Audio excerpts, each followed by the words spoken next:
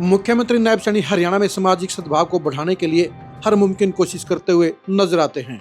उन्होंने पिछले 1.5 साल के दौरान हरियाणा में नेगेटिविटी को दूर करने के लिए तमाम प्रयास करने का काम किया है और इसमें काफी हद तक सफल भी हुए हैं। लेकिन बीजेपी के ही 3 ऐसे नेता हैं जो सामाजिक सद्भाव को नुकसान पहुंचाने में कोई कोर कसर नहीं रख रहे हैं। 2025 में इन तीनों ही नेताओं के कारण बीजेपी के प्रति नेगेटिविटी बढ़ी है और तीनों ही नेताओं के खिलाफ कोई कार्रवाई नहीं होने के चलते भी लोगों में गलत मैसेज गया है। नमस्कार, मैं हूं कुलदीप सुरान। आज रिपोर्ट कार्ड 2025 में हम चर्चा करेंगे बीजेपी के उन 3 नेताओं की जिनके चलते हरियाणा में सद्भाव को और भाईचारे को चोट पहुंच रही है।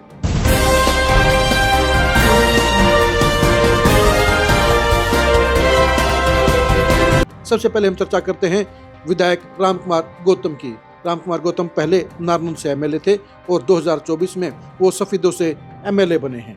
रामकुमार गौतम एक ऐसी शख्सियत हैं जो हर महीने के अंदर 2-4 बार ऐसी कड़वी बातें कह देते हैं, ऐसी गलत बातें कह देते हैं जो सामाजिक सद्भाव को नुकसान पहुंचाने का काम करती हैं। खासतौर पर उनकी बातें जाट समुदाय को लेकर सबसे ज्यादा चर्चा में रहती हैं। 2025 में लगभग आधा दर्जन बार ऐसे वाक्य हुए हैं जब रामकुमार की बातों को लेकर पारा चढ़ा है, लोगों के अंदर गुस्सा बढ़ा है और सामाजिक टकराव के हालात पैदा हुए हैं। रामकुमार गौतम के ब्रेक कभी भी फेल हो जाते हैं, उनका अपनी बातों पर कंट्रोल नहीं है। यही वजह है कि उनकी कही हुई बातों को लेकर लगातार विवाद खड़े होते रहते हैं। बाद में वो सफाई देने का काम करते हैं। कुछ दिन के बाद, ठंडे होने के बाद, वो कोई नई बात छेड़ देते हैं, वो कोई नया पंगा खड़ा कर देते हैं, जिसके चलते फिर से हालात खराब हो जाते हैं, तनाव फिर से बढ़ जाता है। यानी रामकुमार गौतम चर्चा में रहने के लिए ही अक्सर ऐसी बातें करते हैं जो भाईचारे को नुकसान पहुंचाने का काम करती हैं। रामकुमार गौतम के ऊपर बीजेपी का कोई कंट्रोल नहीं है, चाहे विधानसभा के अंदर हो, चाहे विधानसभा के बाहर हो। जहां भी मौका मिलता है वहीं पर रामकुमार गौतम अलग सुर छेड़ देते हैं, अलग पंगा खड़ा कर देते हैं और यही वजह है कि रामकुमार गौतम 2025 में सबसे ज्यादा विवादों में रहे।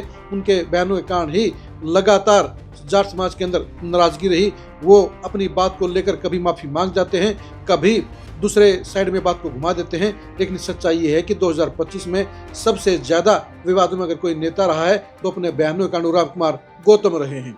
दूसरे नेता हैं रामचंद्र जांगड़ा। रामचंद्र जांगड़ा राज्यसभा के सांसद हैं। वो भी गाये बगाहे ऐसी बातें करते रहते हैं जिनका कोई सिर पैर नहीं होता है। वो बिना सबूत के, बिना चीजों के ही, बिना मौके पर ही अपने भाषणों में ऐसी बातें कह देते हैं जो सामाजिक सद्भाव को चोट पहुंचाने का काम करती हैं। रामचंद्र जांगड़ा ग्राउंड की पॉलिटिक्स नहीं करते हैं, वो विकास की पॉलिटिक्स नहीं करते हैं, लेकिन वो गुजरे जमाने की बातों को आधार बनाकर ऐसे ताकू मारने वाली बातें करते हैं जो सामाजिक भाईचारे के ऊपर चोट पहुंचाने का काम करती हैं। यानी रामचंद्र जांगड़ा के ऊपर जो जिम्मेदारी बीजेपी हाईकमान ने भाईचारे को बढ़ाने की लगाई थी, बीसी वोट बैंक को साथ जोड़ने की लगाई थी, वो काम नहीं करते हैं, बल्कि वो ऐसी बातें करते हैं जो टकराव को बढ़ाने का काम कर सकती हैं। 2025 में भी लगभग आधा दर्जन बार रामचंद्र जांगड़ा के ऐसे बयान रहे जो लगातार चर्चा में रहे, जिनके कारण लगातार बीजेपी को नेगेटिविटी की आंच सहनी पड़ी। तीसरे नेता हैं राव नरवीर सिंह। राव नरवीर सिंह नायब सैनी की सरकार में मंत्री हैं। दक्षिण हरियाणा के अंदर राव नरवीर को बड़ा नेता माना जाता है, लेकिन राव नरवीर भी अक्सर अपनी दिशा से भटक जाते हैं।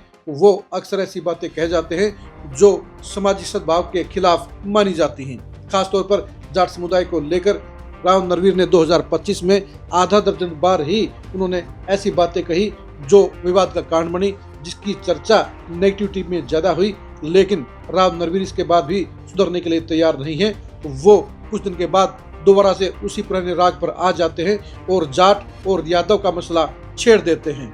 वो सीनियर नेताओं की कतार में शामिल हो चुके हैं, लेकिन उनकी बातों से एहसास होता है कि वो अपने आप को सीनियरिटी की लाइन में नहीं मान रहे, बल्कि वो अपने आप को विवादों की कतार में सबसे आगे गिन रहे हैं। और यही वजह है कि उनकी बातों को लेकर जाट समाज में भी लगातार नाराजगी का आलम रहता है। वजह है कि इन तीनों नेताओं के खिलाफ लगातार विवाद के हालात बने रहते हैं। बीजेपी इनको कंट्रोल क्यों नहीं कर रही है, ये समझ से परे है। बीजेपी को हरियाणा के अंदर सामाजिक सद्भाव को 100% पक्का करने के लिए सबसे पहले इन तीनों ही नेताओं की बेलगाम जुबान को कंट्रोल करना होगा और उन्हें सख्त हिदायत देनी होगी कि वो ऐसी कोई भी बात ना कहें जिसके चलते सामाजिक भाईचारे के ऊपर कोई भी नेगेटिव इफेक्ट पड़े।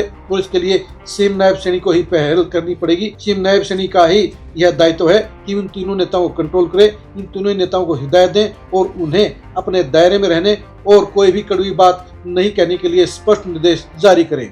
आप इन तीनों नेताओं के बारे में क्या सोचते हैं, कमेंट करके जरूर बताइए। रामकुमार गौतम अक्सर क्यों अपनी बातों से बहक जाते हैं, क्यों भटक जाते हैं, इसके बारे में कमेंट करके जरूर बताइए।